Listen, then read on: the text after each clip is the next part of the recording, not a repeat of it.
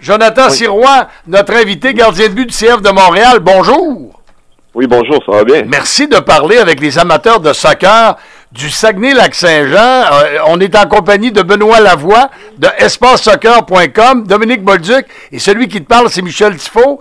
Jonathan, depuis combien de temps t'entraînes-tu intensément pour la prochaine saison? Et parle-nous de ta préparation. Écoutez, je m'entraîne depuis un bon petit bout maintenant. Je dirais j'ai pris 2-3 semaines de vacances une fois que la dernière saison s'est terminée. Puis j'ai rapidement remis le travail, si je peux dire ça comme ça, à m'entraîner avec mes préparateurs physiques à Montréal. Puis maintenant, on a commencé l'entraînement de groupe avec l'équipe depuis début janvier. Donc ça fait maintenant presque 6 semaines qu'on travaille intensément presque tous les jours. Pour enfin être prêt ce samedi. Benoît? Benoît, moi, Jonathan, on s'est parlé un petit peu hier, justement, tu as parlé à la média, presse média. Dans l'ensemble, justement, on fait une suite du camp d'entraînement. Comment as-tu trouvé, en gros, le camp d'entraînement, aussi les nouveaux joueurs, beaucoup de nouveaux jeunes arrivés, quand même plusieurs, là, comment tu trouves ça l'ensemble, puis le camp, en fait, là? Oui, je pense que le camp s'est très bien déroulé. Je pense que ce qui nous a beaucoup aidé, c'est qu'on savait déjà les principes de jeu, les concepts que le coach voulait implémenter cette année. C'est principalement les mêmes que la saison dernière. Donc, pour nous, la majorité du groupe qui est le même que l'année dernière, c'était plus facile d'amener les nouveaux joueurs, comme vous avez dit, surtout les plus jeunes, à niveau assez rapidement. Donc, ça a été quelque chose qui s'est fait assez facilement au courant des premières semaines. Puis, on a mis les nouveaux joueurs très à l'aise. Après, c'est sûr qu'on a un jeune groupe, mais on est très énergique, puis on a faim de victoire. Dans le vestiaire, on a la chance de jaser en ce moment avec le gardien de but du CF de Montréal, Jonathan Sirois. J'ai le goût de te demander, Jonathan, quelles sont tes attentes pour la prochaine saison? D'un point de vue personnel, moi, c'est sûr que je vais faire mieux que l'année dernière. J'aimerais revenir un peu dans les mêmes standards que j'avais durant ma saison 2023. C'est sûr que l'année dernière, ça a peut-être été une saison où j'ai eu plus d'apprentissage que à quoi je m'attendais. C'était peut-être un peu moins flashy comme je l'avais fait en 2023. Donc, cette année, c'est un peu de revenir vers ça. Revenir sur la constance que je peux avoir, puis la solidité que je peux apporter à ma ligne défensive. Je pense que quand je suis solide, que je garde mon calme, puis j'apporte certaines sérénités à la brigade défensive, ça nous permet d'être très, très solide, compétitif, puis surtout de ramener des points pour l'équipe. Benoît? Pour faire une suite à la question à Michel, Jonathan, un questionnement avec les entraînements ou en situation de match. Toi, t'es gardien, ton rôle, c'est de bloquer, empêcher l'autre équipe de marquer, si on le sait, mais quand vient le temps de repartir le jeu, exemple, avez-vous des séances d'entraînement là-dessus sur quand les attaquants de l'équipe adverse mettent beaucoup de pression sur vos défenseurs? Là, tu deviens un joueur qui participe au jeu balle au pied. Là. Le défenseur à l'aile t'envoie le ballon, t'as pas le choix de... Est-ce que c'est des séquences de jeu que vous pratiquez en entraînement ou en pratique de semaine? Je sais pas. Je voulais te poser hier, je vais la garder pour aujourd'hui. Oui, absolument. Écoute, on dit souvent qu'on est le dernier défenseur, mais le premier attaquant. Puis je pense que dans la philosophie de jeu ici à Montréal, puis la façon avec laquelle le coach veut jouer, on n'a pas le choix d'être le premier attaquant, d'arriver puis de sortir des situations assez des fois compliquées, comme vous l'avez dit, avec des attaquants qui viennent presser des fois à 3, des fois à 4 dans notre surface de réparation. Puis à l'entraînement, c'est primordial de le pratiquer. C'est des choses que l'on pratique pas seulement entre gardiens, mais avec les joueurs, parce que j'ai besoin de la chimie avec mon défenseur central, mes milieux de terrain, savoir un peu mes états d'esprit, leurs états d'esprit, leurs préférences, et ainsi de suite. Donc, c'est des choses qu'on pratique, je dirais pas tous les jours, mais certainement à chaque semaine avec l'équipe. Jonathan Sirois, j'ai le goût de te demander, quelles sont les équipes les plus redoutables en attaque dans la MLS?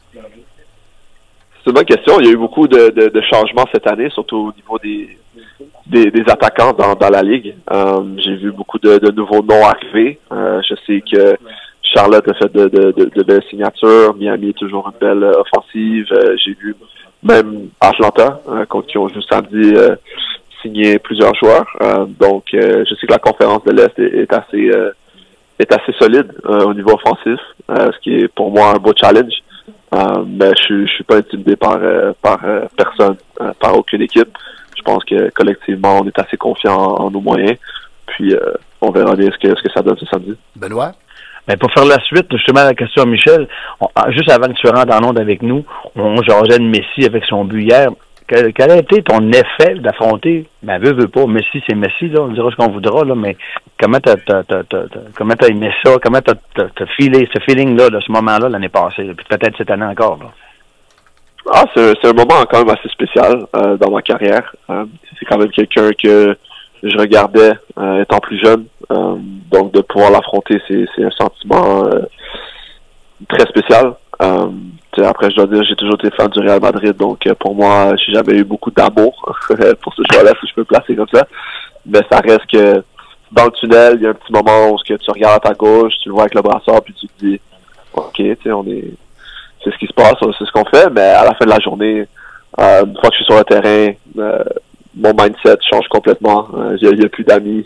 Puis je pense que l'aspect compétiteur prend le dessus, puis tu y penses même plus. Hier, Jonathan, on a reçu dans le vestiaire l'entraîneur des gardiens de but du Wild du Minnesota au hockey, l'entraîneur de Marc-André Fleury.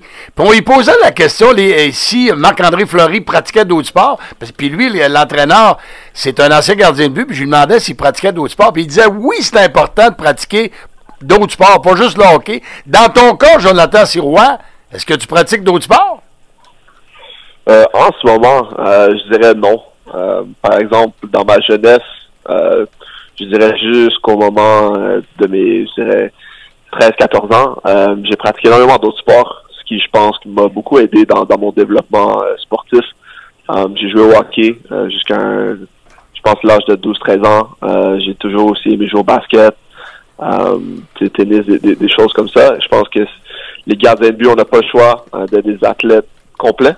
Oui. Donc, oui, c'est important de se servir de nos pieds parce qu'évidemment, on joue au soccer, mais nos mains, ainsi de suite, notre vision périphérique, la coordination, c'est tous des attributs qui sont extrêmement cruciaux pour nous. Donc, même encore aujourd'hui, je ne pourrais pas dire que je pratique d'autres sports, mais dans nos entraînements de gardien avec notre nouvel entraîneur, on a aussi beaucoup de différentes méthodes de travailler, dont avec des balles de tennis ou des petits ballons de soccer qui changent vraiment un peu le tout pour nous. Donc, je sais que ça répond peut-être pas exactement à votre question, mais en ce moment, je dirais non.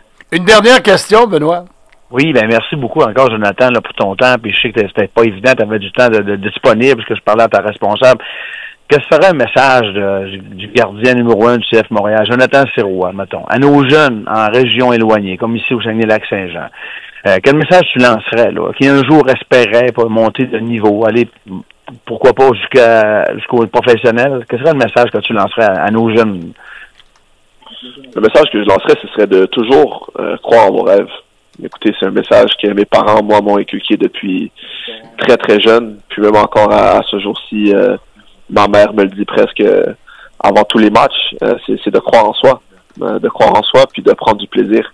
Je pense que du moment que chacun a le rêve de vouloir devenir professionnel, personne peut vous l'enlever, sauf vous-même. Il y a toujours des moyens d'y arriver, des différents parcours qui sont accessibles, des fois plus difficiles que d'autres, mais tout de même accessibles. Donc, c'est de continuer à travailler, à mettre l'effort, faire des sacrifices, mais dans tout ce processus-là, de jamais oublier l'aspect du plaisir, parce que c'est ce qui garde notre petite flamme d'enfant encore vivante. Puis c'est ce qui nous permet de continuer jusqu'à devenir professionnel. Jonathan Sirois, merci beaucoup d'avoir pris le temps de nous parler au Saguenay-Lac-Saint-Jean.